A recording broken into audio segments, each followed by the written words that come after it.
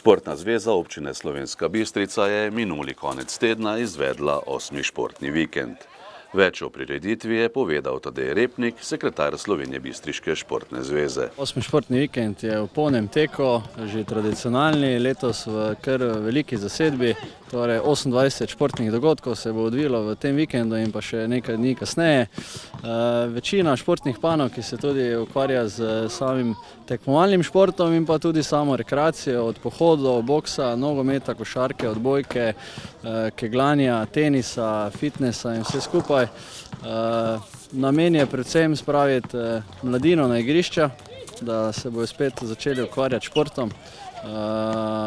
Tudi starše, da jim so neki vzor pri samih športnih dejavnosti in pa nazaj vzbuditi po teh nekaj letih mrtvih športnih dogodkov, da se potem Bistrica spet razvija, tako kot je bilo v preteklih letih.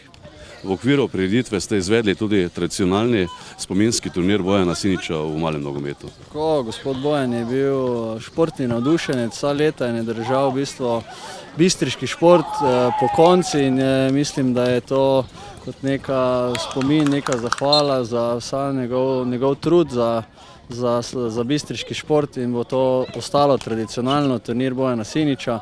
Jaz upam, da drugo leto tudi še v večji zasedbi kot pač letos.